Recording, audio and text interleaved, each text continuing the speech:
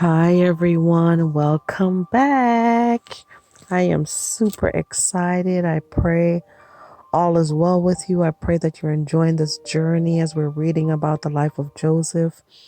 We're in the New King James Version, and actually, we started reading Genesis 37, chapter 37, and we went through the entire chapter. I just want to do a quick recap, and I am just super excited here to move forward. We learned that Joseph's father, his name was Jacob, and he goes by another name as well. He was renamed, and if you go further in the Bible, you'll understand that his name was changed to Israel. And Joseph was about 17 years old, and he had a bunch of brothers here that wasn't too happy with him. They weren't peaceable with him. They kind of hated him because of his dreams, because of his words and his dreams. And we're seeing where they were very displeased with him, and he began to share some of his dreams with them and letting them know that he basically had a dream and the sheaves stood all around, and then they bowed down to his sheaf, and his brother thought he was just really full of himself. And his father, he was one of his father's favorite. His father made him a special coat or special tunic of many colors.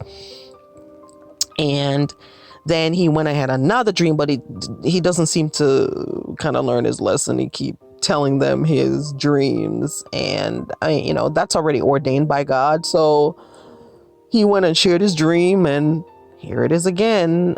This time he shared it with his father, and his father kind of rebuked him because he was just like, "Are you joking? Do you think that you're going to be we're going to bow down to you?"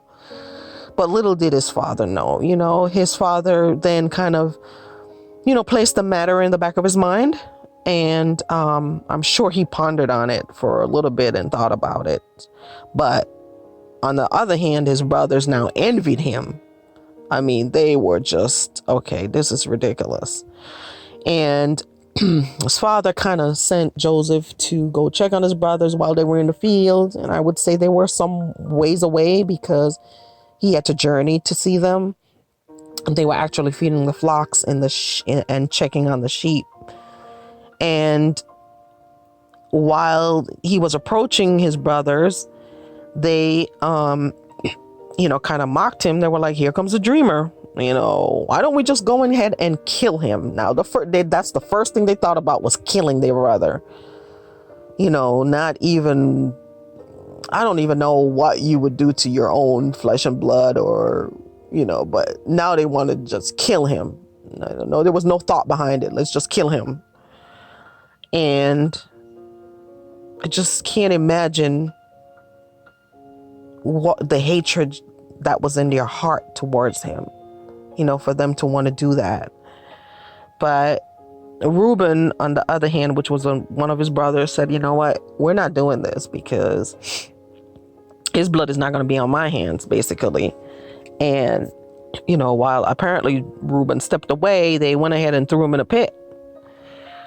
But the other thing that got me is that they sat down and ate while he was in the pit. I mean, they had a whole meal. No, I don't even know if they fed him. Did they even think about their brother while he was in that pit, while they were sitting enjoying themselves? And then they thought about selling Joseph to the Ishmaelites or the Midianites that were on their journey passing by, and they actually sold him for 20 shekels of silver.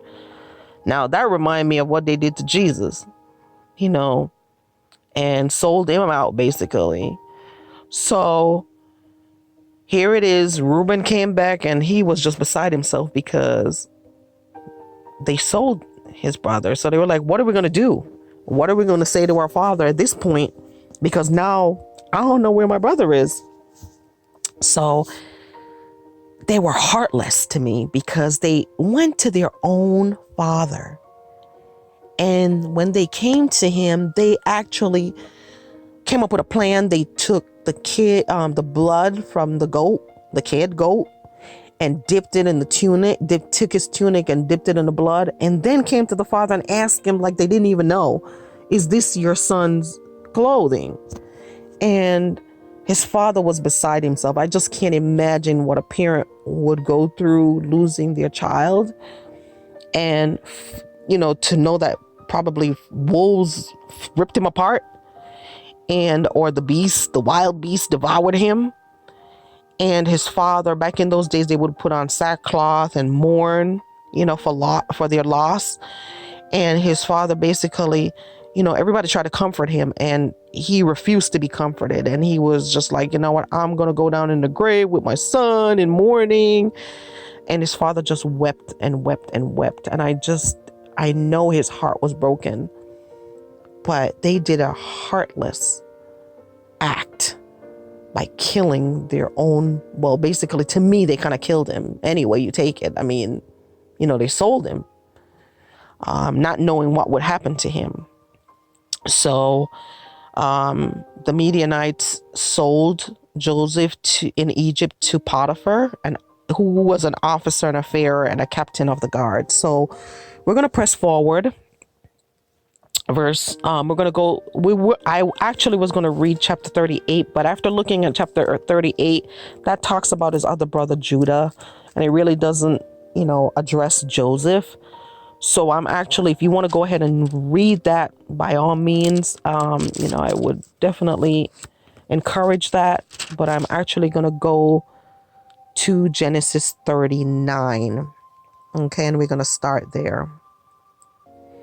Okay, Genesis 39, New King James Version, verse 1.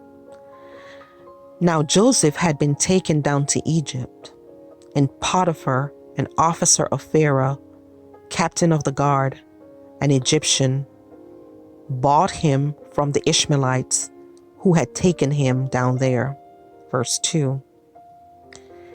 The Lord was with Joseph, and he was a successful man, and he was in the house of his master, the Egyptian.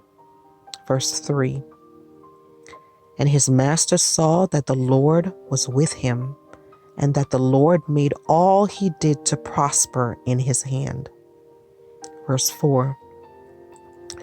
So Joseph found favor in his sight and served him.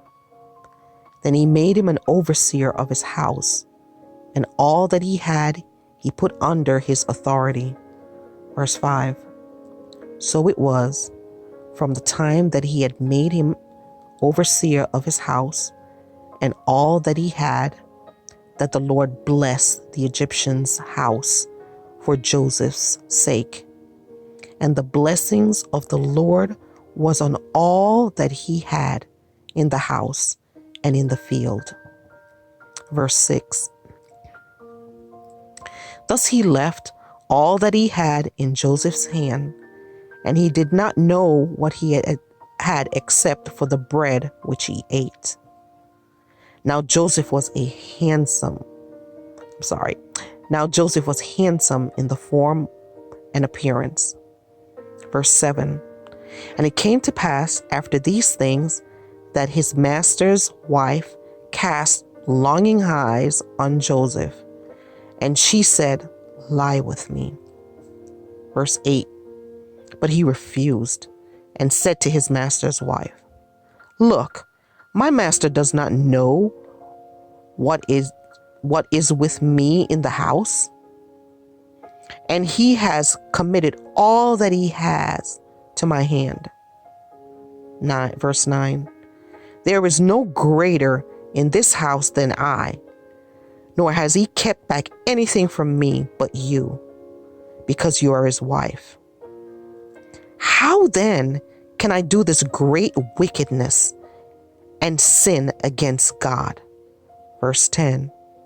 So it was, as she spoke to Joseph day by day, that he did not heed her to lie with her or to be with her. Amen.